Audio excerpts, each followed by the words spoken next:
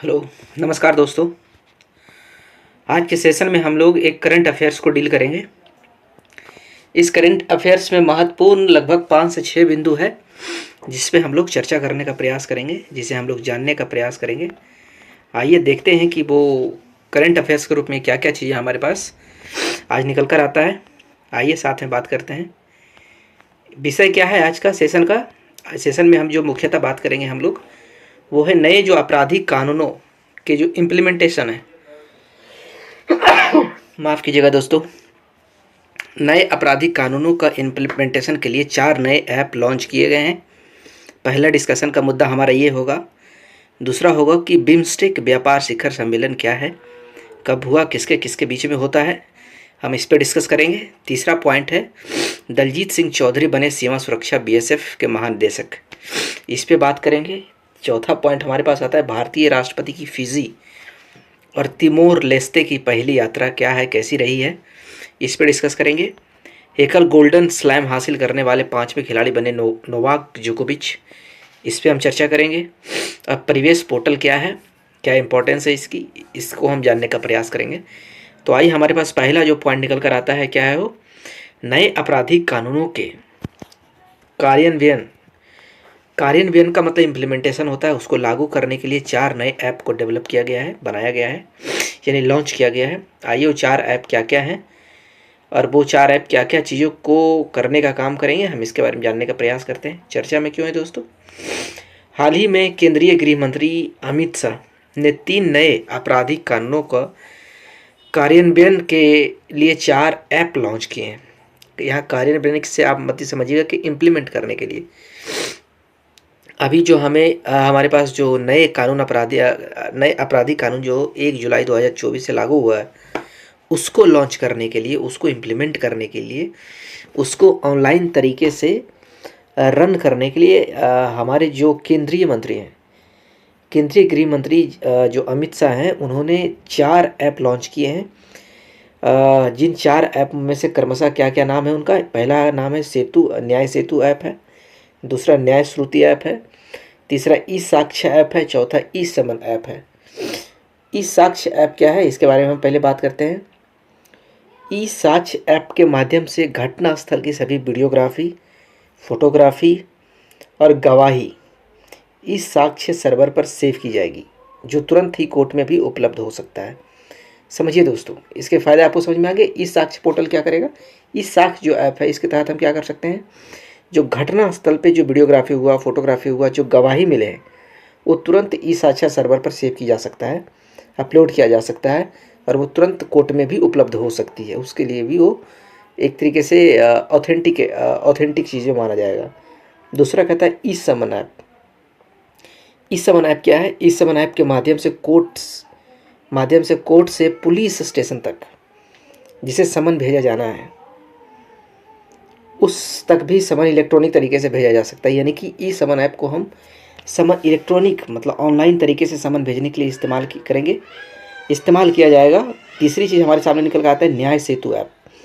न्याय सेतु ऐप क्या है, न्याय सेतु डैशबोर्ड पर पुलिस, मेडिकल, फॉरेंसिक, प्रोसिक्यूशन और प्रिजन एक साथ इंटरलिंक्ड होंगे और इससे पुलिस को जांच से संबंधित सभी जानकारी मात्र एक क्लिक पर उपलब्ध हो सकता है। ये न्याय सेतु के फायदे हैं, ये न्याय सेतु की इंपॉर्टेंस है दोस्तों। न्याय श्रुति ऐप के माध्यम से न्यायालय वीडियो कॉन्फ्रेंसिंग के माध्यम से गवाहों की सुनवाई कर सकता है। यदि कि आप घर बैठे आपका जो गवाही हो लिया जा सकता है, वीडियो कॉन्फ्रेंसिंग से माध्यम से ही गवाहों को सुनवाई किया जा सकता है। इससे समय और पैसे की बचत दोनों होगी, मामले का निपटारा भी जल्दी हो जाएगा। ये बहुत ही एक तरीके से अगर देखा जाए दोस्तों तो बहुत ही इम्पोर्टेंट ऐप है और बहुत ही एक तरीके से सार्थक साबित होगा और जो कि समय और पैसा दोनों बचाने के लिए काम करेगा। तो एक तरीके से बहुत ही इम्पोर्टेंट चीज़ है, बहुत महत्वपूर्ण है और बहुत उपयोगी भी है। और नए आपराधिक कानून क्या है, जो 1 जुलाई 2024 से पूरे देश में नए आपराधिक कानून लागू हो गए। अब इसके बारे में हम डिस्कस करेंगे कि नए आपराधिक कानून जो लागू हुए वो क्या क्या है, इसके बारे में हम चर्चा करेंगे। वो कौन कौन से नए आपराधिक कानून हैं जिसको 1 जुलाई 2024 से इस देश में पारित किया, इस देश में लागू कर दिया गया है, उसके बारे में हम डिस्कस करेंगे। तो पहला जो आपराधिक कानून 1 जुलाई 2024 को जो लागू हुआ है उसका नाम है भारतीय दंड संहिता। 1860 के स्थान पर भारतीय न्याय संहिता 2023 लागू हुआ है दोस्तों। दूसरा है दंड प्रक्रिया संहिता 1973 के स्थान पर भारतीय नागरिक सुरक्षा संहिता 2023 लागू हुआ है दोस्तों। भारतीय साक्ष्य अधिनियम 1872 के स्थान पर भारतीय साक्ष्य अधिनियम 2023 लागू हुआ है। आइए इसके बारे में डिस्कस करते हैं। इसका प्रश्न इससे निकल कर आता है, निम्नलिखित में से किस ऐप के माध्यम से घटनास्थल की वीडियोग्राफी, फोटोग्राफी और गवाही इस साक्ष्य सर्वर पर सेव की जा सकती है? तो उसका आंसर होगा इस साक्ष्य ऐप के थ्रू। दूसरा करंट अफेयर जो हम लोग डिस्कस करेंगे, जो हमारे सामने आता है, वो ये है कि पहला बिम्स्टेक व्यापार शिखर सम्मेलन हुआ है। अरे कहाँ हुआ है, किसके बीच में हुआ है, कब हुआ है, इसके बारे में बात करते हैं। आइए देखते हैं ये चर्चा में क्यों है दोस्तों। पहला बिम्स्टेक व्यापार शिखर सम्मेलन 6 से 8 अगस्त तक नई दिल्ली में आयोजित किया जा रहा है। 6 से डेट याद रखिएगा, 6 से 8 अगस्त तक नई दिल्ली में आयोजित किया जा रहा है। इसका आयोजन विदेश मंत्रालय द्वारा भारतीय उद्योग परिसंघ के साथ साझेदारी किया जा रहा है। इस सम्मेलन का उद्घाटन विदेश मंत्री एस जयशंकर ने किया है। इस सम्मेलन में बंगाल की खाड़ी क्षेत्र में क्षेत्रीय सहयोग को बढ़ावा देने के उपायों पर चर्चा की जाएगी। ये सबसे इम्पोर्टेंट है कि इस सम्मेलन में जो मेन एम होगा वो बंगाल की खाड़ी क्षेत्र होगा। इसमें जो क्षेत्रीय सहयोग जो है आपस में, यानी बंगाल की खाड़ी से रिलेटेड सटे हुए जितने भी देश हैं वो आपस में सहयोग के लिए तैयार होंगे। वो भी बंगाल की खाड़ी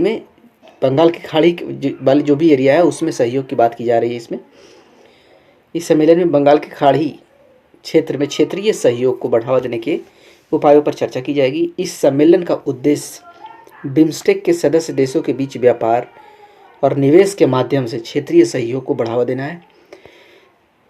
इस सम्मेलन में बिम्स्टेक सदस्य देशों के मंत्री होंगे, उच्च सरकारी अधिकारी होगा, नीति निर्माता होगा, उद्यमी होगा, उद्योग संघ से संबंधित व्यक्ति शामिल हो रहे हैं।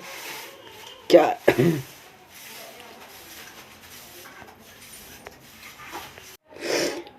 दोस्तों अब जानने का प्रयास करते हैं कि बिम्स्टेक है क्या। ये जो कोऑपरेशन चल रहा है, जो बैठक हुआ है, क्या है बिम्स्टेक, इसके मायने समझने का प्रयास करते हैं। बिम्स्टेक का फुल फॉर्म होता है bay of Bengal initiative for multi sectoral technical and economic corporation. Economic corporation, technical corporation, multi sectoral, कई सेक्टर में टेक्निकल और इकोनॉमिक कॉरपोरेशन की जाएगी बे ऑफ बंगाल इनिशिएटिव के द्वारा। यानी इसमें आ जाता है हमारा बांग्लादेश का नाम आ जाएगा, श्रीलंका का नाम आ जाएगा, इंडिया का नाम आ जाएगा, नेपाल है, भूटान है, थाईलैंड है और म्यांमार है। ये मुख्यतः 7 देश हैं जो बे ऑफ बंगाल की खाड़ी से मिलते जुलते एरिया, जिनका एक साथ जो क्षेत्रफल है, जो एरिया है बे ऑफ बंगाल की खाड़ी से सब मिलते जुलते हैं। तो ये सातों देशों का एक संगठन है बिम्स्टेक, जो वहाँ का क्षेत्रीय व्यवसाय या क्षेत्रीय जो विकास की बात होगी उस पर ये लोग डिस्कस करेंगे, मीटिंग करेंगे, और जो भी चीज़ें उपयोगी होगी उसको ये लोग डिसाइड किया जाएगा ये लोग के द्वारा। यह बंगाल की खाड़ी के तटवर्तीय और समीपवर्ती देशों का एक क्षेत्रीय संगठन है। एक क्षेत्रीय संगठन है मतलब लोकल संगठन है। इसमें वर्ल्ड का कोई इम्पोर्टेंट नहीं है। इसका पूरा नाम bay of Bengal initiative for multi sectoral technical and economic corporation है। Bay of Bengal initiative for multi sectoral technical and economic corporation इसका नाम है। यह वर्ष 1997 में बैंकॉक में घोषणा के माध्यम से अस्तित्व में आया था। यानी इसकी पहली बार घोषणा बैंकॉक में की गई थी, बैंकॉक के द्वारा किया गया था। वर्ष 1997 बैंकॉक घोषणा के माध्यम से अस्तित्व में आया था। इसके 7 सदस्य हैं, जिसमें बांग्लादेश का नाम है, भूटान का नाम है, भारत का नाम है, नेपाल का नाम है, श्रीलंका का नाम है, म्यांमार है और थाईलैंड शामिल है। इसका मुख्यालय ढाका यानी बांग्लादेश में है दोस्तों।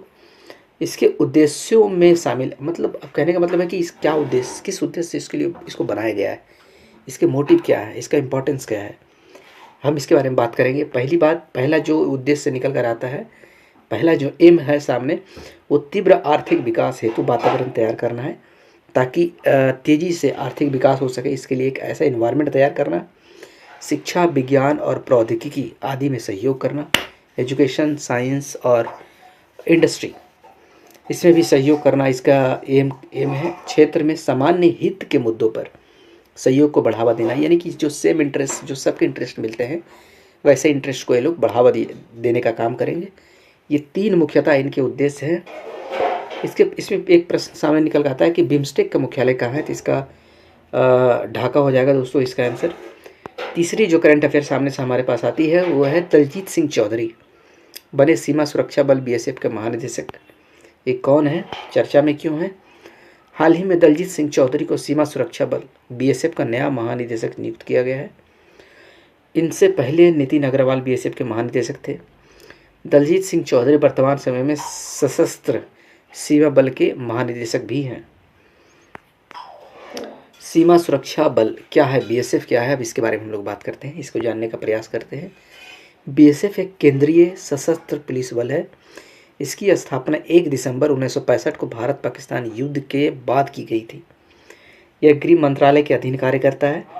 बीएसएफ अधिनियम को वर्ष 1968 में संसद द्वारा पारित किया गया था।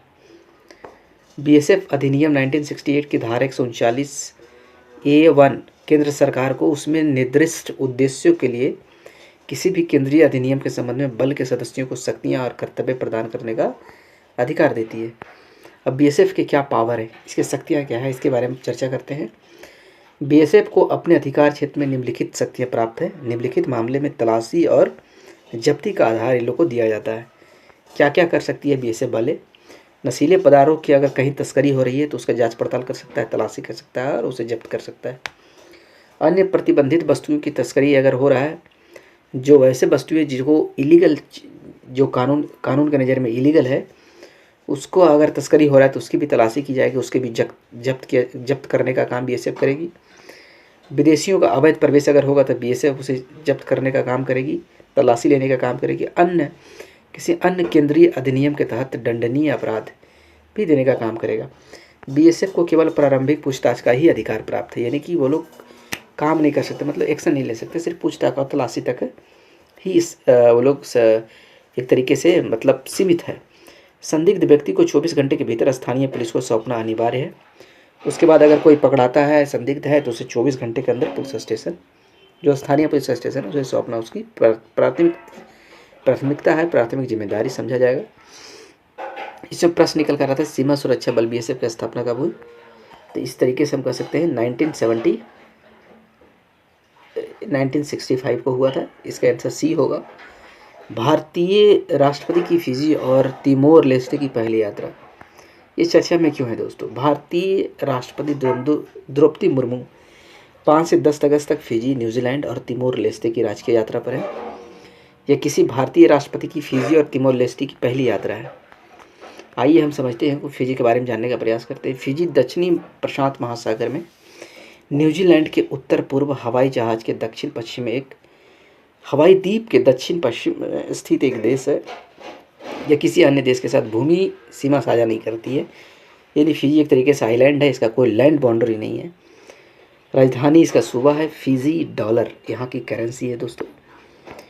तिमोर लेस्टे क्या है, इसके बारे में डिस्कस करेंगे। ये कहाँ स्थित है, इसकी राजधानी क्या है, इसकी मुद्रा क्या है, इसके बारे में पता करते हैं। यह दक्षिणी पूर्व एशिया में तिमोर द्वीप के पूर्वी हिस्से पर स्थित देश है। इसे पूर्वी तिमोर भी कहा जाता है। तिमोर द्वीप के पश्चिमी हिस्से को पश्चिमी तिमोर कहा जाता है, जो इंडोनेशिया का भाग है। राजधानी इसकी दिल्ली है। मुद्रा अमेरिकी डॉलर है दोस्तों। प्रश्न क्या है, तिमोर लेस्टे की सीमा किस देश के साथ लगती है, तो इंडोनेशिया इसका सही उत्तर होगा। अब है पांचवा जो हमारे पास निकल कर आ रहा है करंट अफेयर्स, वो है एकल गोल्डन स्लैम हासिल करने वाले 5वें खिलाड़ी बने नोवाक जोकोविच। क्या है, चर्चा में क्यों है? हाल ही में नोवाक जोकोविच ने पेरिस ओलंपिक्स में पुरुष एकल का स्वर्ण पदक जीता है। इसके साथ ही ये एकल गोल्डन स्लैम हासिल करने वाले 5वें खिलाड़ी बन गए हैं। इनसे पहले फ्रांस के राफेल नडाल, अमेरिका के सेरेना विलियम्स, आंद्रे अगासी और जर्मनी के स्टेफी ग्राफ एकल गोल्डन स्लैम हासिल कर चुके हैं। पहला एकल गोल्डन स्लैम वर्ष 1988 में स्टेफी ग्राफ ने हासिल किया था। गोल्डन स्लैम क्या है, क्या होता है गोल्डन स्लैम? जब कोई टेनिस खिलाड़ी चारों grand slam, Australian open, French open, Wimbledon और यूएस ओपन तथा ओलंपिक में स्वर्ण पदक जीत लेता है तो उसे गोल्डन स्लैम कहा जाता है। अब नोवाक जोकोविच के बारे में कुछ बात करते हैं। क्या है, ये कौन है, कहाँ से आते हैं, इनके कुछ बायोग्राफी के इनका कुछ अचीवमेंट के बारे में बात करेंगे। आइए जानने का प्रयास करते हैं। नोवाक जोकोविच सर्बिया के टेनिस खिलाड़ी हैं। ये 24 ग्रैंड स्लैम एकल खिताब जीतने वाले एकमात्र पुरुष टेनिस खिलाड़ी हैं। इन्होंने 10 बार ऑस्ट्रेलियाई ओपन एकल खिताब जीता है, 3 बार फ्रेंच ओपन जीता है एकल खिताब जीता, और 7 बार विंबलडन जीता और 4 बार यूएस ओपन एकल खिताब जीता है। इन्होंने 2008 बीजिंग ओलंपिक में पुरुष एकल में कांस्य पदक जीता था और 2024 में इन्होंने गोल्ड भी जीतने का काम किया है दोस्तों। अब इससे प्रश्न निकल कर आता है कि पहला एकल गोल्डन स्लैम किस खिलाड़ी ने हासिल किया था। इसका आंसर होगा राफेल नहीं, स्टेफी ग्राफ। अब परिवेश पोर्टल क्या है दोस्तों, लास्ट हमारे पास जो करंट अफेयर्स निकल कर आता है परिवेश पोर्टल, आइए हम इसके बारे में बात करते हैं। क्या है, चर्चा में क्यों है। हाल ही में परिवेश पोर्टल ने 50,000 मंजूरियों का आंकड़ा पार किया है। क्या है ये परिवेश पोर्टल, इसके बारे में जानते हैं। केंद्र सरकार ने वर्ष 2018 में single window portal Parivesh proactive and responsive facilitation by interactive and virtual environment single window hub launch किया था। यह पोर्टल निम्नलिखित 4 क्षेत्रों में मंजूरी प्रदान करता है। पर्यावरण मंजूरी देता है, वन मंजूरी देता है, वन्यजीव मंजूरी देता है, तटीय वनियमन क्षेत्र मंजूरी देने का काम करता है। यह एक भूमिका आधारित और वेब आधारित अनुप्रयोग है। इसमें वनों, पर्यावरण, वन्य जीवन से संबंधित प्रस्तावों की निगरानी और ऑनलाइन प्रस्तुत करने के लिए शुरू किया गया था। इस पोर्टल के माध्यम से सरकार उन प्रस्तावों पर नज़र रखती है जिसमें ऑनलाइन प्रस्तुतियां शामिल होती है। इसका उद्देश्य विभिन्न पर्यावरणीय मंजूरियों के प्रभावी वितरण में सहायता करना। यह पर्यावरण सुरक्षा उपायों की कठोरता से समझौता किए बिना मंजूरी प्रक्रिया को सुव्यवस्थित करता है। इससे प्रश्न क्या है, किस वर्ष लॉन्च किया गया था। तो ये हमारे एक तरीके से अगर देखा जाए तो कब है, 2018 में ये लॉन्च किया गया था दोस्तों। आज का सेशन में इतना ही था। नमस्कार, बहुत बहुत धन्यवाद।